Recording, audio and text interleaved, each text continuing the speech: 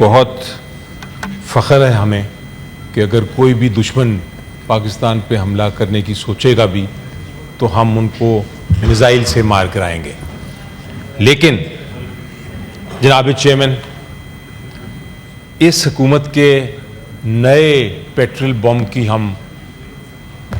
جو اس حکومت نے نیا پیٹرول بم قوم پہ مار دیا ہے، اپنی ہی قوم پہ، ہم اس کو مسترد کرتے ہیں. جناب چیئرمین، حالیہ جو پیٹرول اور ڈیزل کی ابھی بات کی محسن عزیز سینیٹر صاحب نے، پی ٹی آئی کی طرف سے قوم کے ساتھ ہم کھڑے ہوتے ہوئے یہ کہیں گے کہ اس ناجائز اضافے کی ہم شدید مذمت اور مکمل مخالفت کرتے ہیں. قیمت میں جناب اس وقت پٹرول کی قیمت 415 روپے فی لیٹر ہے اور یہ غریب عوام پہ ظلم ہے.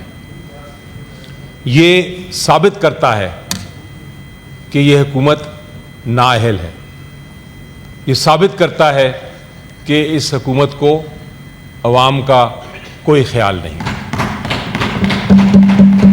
جناب، حکومت سے آپ سنیں گے ابھی، اور یہ حکومت کہتی ہے کہ یہ ہم نہیں کر رہے، یہ تو عالمی منڈی کی وجہ سے ہے. تو حقیقت یہ ہے جناب کہ آج بھی عالمی منڈی میں 21 پیسے کی کمی ہوئی ہے. یہ انکریز نہیں ہوا، کم ہوا ہے. اور حکومت نے کیا کیا ہے عوام کے ساتھ؟ جناب 17 روپے 91 پیسے کا مزید ٹیکس لگا دیا ہے. یعنی عالمی منڈی کم ہو رہی ہے اور یہاں ٹیکس 19 روپے 17 روپے 91 پیسے انکریز کیا جا رہا ہے. اگر آپ 1 لیٹر میں ٹیکس کو دیکھیں صرف جناب چیئرمین، تو 117.5 روپیہ جو ہے یہ ایک پیٹرولیم لیوی کے مد میں ٹیکس کیا جا رہا ہے. میں پوچھتا ہوں حکومت سے کہ آپ ٹیکس کیوں بڑھائی جا رہے ہیں؟ آپ ٹیکس کو ختم کریں، کم کریں. اگر واقعی عالمی منڈی میں آپ کو کوئی ایسی آپ نے ڈیل کر لی ہے جس کی وجہ سے آپ کو پیٹرول کی قیمت اضافہ کرنا پڑ رہا ہے اس میں، تو کم از کم ٹیکس کم کریں. ٹیکس کیوں آپ انکریز کیے جا رہے ہیں؟ جناب، میں پھر یہ کہوں گا کہ یہاں اصلاحات نہیں ہو رہی. یہ بھی ایک ثبوت ہے نااہلی کا، اور یہ بھی ایک ثبوت ہے کہ عوام کی جیب کو کاٹا جا رہا ہے. تھوڑا سا خطے کے جو ممالک ہیں اس کا بھی جائزہ لے لیتے ہیں. پھر سینیٹر محسن نے بڑے عمدہ طریقے سے بتایا، لیکن 2-3 چیزیں اس میں ایڈ کرتا ہوں میں. جو دبئی کروڈ ہے جناب، وہ $170 پر بیرل تھا، وہ آج $95 پر بیرل ہو گیا، کم ہو رہا ہے. جو دہلی میں اس وقت ہمارے ساتھ ہی جو ہے 230 روپے سے کم پر لیٹر ہے پاکستانی روپے میں، اور ڈھاکہ میں 310 روپے پہ بک رہا ہے. پاکستان ایک واحد ملک ہے اس خطے کا جہاں پٹرول ان ممالک سے 140 روپے زیادہ بک رہا ہے جناب. اور وجہ کیا ہے؟ میں پھر کہوں گا افسوس سے نااہلی. اور وجہ کیا ہے؟ بھاری ٹیکس. جناب چیئرمین، مہنگائی کا نیا طوفان. یہ پیٹرول بم جو ہے یہ اس وقت گرایا گیا ہے جناب جبکہ مہنگائی ایک خطرناک حد تک پہنچ گئی ہے. آپ اگر دیکھیں تو بجلی جو ہے یہ 50% سے زیادہ مہنگی ہو گئی ہے. جو آٹا ہے وہ 91% سے زیادہ مہنگا ہو گیا ہے. ٹرانسپورٹ اور خوراک کا جو سسٹم ہے جناب چیئرپرسن، اگر آپ غور فرمائیں تو وہ تباہ و برباد ہو چکا ہے. کسان اور عوام جو ہے وہ پستی جا رہی ہے. اور پنجاب حکومت کیا کر رہی ہے جناب؟ انہی کی پنجاب حکومت جہاز خرید رہی ہے. مجھے ایک قصہ یاد آ جاتا ہے. قصہ کچھ اس طرح ہے, شاید سچ ہے شاید جھوٹ ہے, لیکن قصہ بڑا بن گیا ہے اور وہ ایک مثال سمجھی جاتی ہے کہ وہ ایسی مثال ہے کہ جب جو رولرز ہیں, جو حکومت کرنے والے بالکل بے حس ہو جائیں, عوام سے دور ہو جائیں, تو یہ اس کی مثال دی جاتی ہے. آپ کو پتہ ہے جناب چیئر پرسن, فرینچ ریولوشن آئی تھی, وہاں سے ہی سارا لبرٹی کا کانسیپٹ اٹھا تھا. تو وہاں کی شہزادی جو تھی, شاید میری اینٹونے نام تھا ان کا, اسی قسم کا نام تھا, وہ اپنے جو ان کا محل تھا اس کے اندر بیٹھی تھیں, تو باہر لوگ آ گئے اور دیوار پھیلانا شروع ہو گئے, توڑنا شروع ہو گئے گیٹ کو. تو اس نے پوچھا اپنے منسٹر سے کہ جناب یہ کیا وجہ ہے, کیا چاہتے ہیں لوگ؟ انہوں نے کہا جی لوگ بھوکے ہیں, پیاسے ہیں, وہ ریولوشن کر رہے ہیں, وہ کہہ رہے ہیں کہ آپ لوگ بہت اچھا رہ رہے ہیں, تو سب کچھ توڑنا چاہتے ہیں آپ کا. تو اس نے کہا کہ یہ کیوں بھوکے ننگے, ان کو آپ اس طرح کریں کہ کیک کیوں نہیں کھاتے وہ, why don't they eat a cake. وہ اتنی دور تھی وہ رولنگ کلاس اپنی قوم کی جو مسائل تھے اس سے, کہ اس کو لگا کہ وہ کیک کیوں نہیں کھاتے. تو یہ جو پنجاب حکومت نے اس وقت جہاز خریدا ہے, جب اتنی مہنگائی ہے, لوگ پس رہے ہیں, لوگ بڑی بری حالت میں ہیں, تو یہ جو جہاز خریدنا ہے یہ اسی طرح ہے جس طرح یہ why don't you eat your cake کا میں نے مثال دیا آپ کو. جناب حکومت جشن منا رہی ہے, وہ کہتی ہے آئی ایم ایف کا ہمیں ایک اور قسط مل گئی ہے, لیکن حقیقت یہ ہے جناب کہ یہ قسط نہیں, یہ 1.5 کھرب روپے کچھ دن میں آپ کا مزید جو ہے قرضہ پاکستان کی قوم پہ چڑھ جائے گا. پچھلے 4 سال میں اسٹیٹسٹکس لایا ہوں آپ کے سامنے جناب, 37 کھرب روپے 37 کھرب روپے کے قرضے لیے گئے. اور اس کے ساتھ آپ دیکھیں کہ یہ قرضے کیوں لیے جاتے ہیں کہ منشیات اور جو ہماری معیشت ہے وہ ترقی کرے. کوئی ترقی نہیں ہوئی. قرضے اس لیے لیے جاتے ہیں کہ کچھ اصلاحات ہوں, بہتری ہو اکانومی کو, کوئی بہتری نہیں ہوئی. صرف ملک کی جو خود مختاری ہے, جو سورینٹی ہے, اس کو داؤ پہ لگا دیا گیا ہے قرضے لے کے. جناب ابھی ریسنٹلی قوم پہ میری ذمہ داری ہے کہ میں ایک ذکر کروں ایک کرپشن سکینڈل کا اسی سلسلے میں.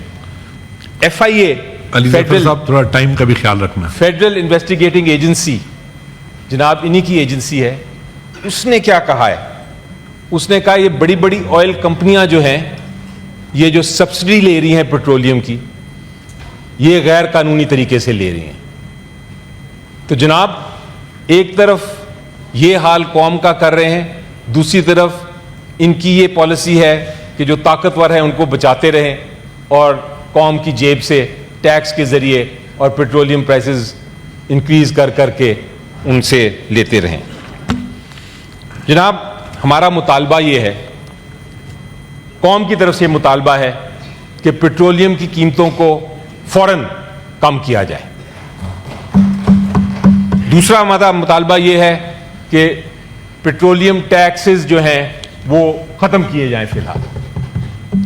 تیسرا ہمارا مطالبہ یہ ہے کہ جو پیٹرولیم کی قیمتیں, جو پیٹرول کی قیمتیں طے کی جاتی ہیں, اس کا پورا پروسیس جو ہے حکومت کا کس پروسیس کے ذریعے وہ کر رہی ہے, صاف شاف طریقے سے ہمارے سامنے یہ پیش کیا جائے. جناب ایک اور سکینڈل نکلا ہے اسی چکر میں.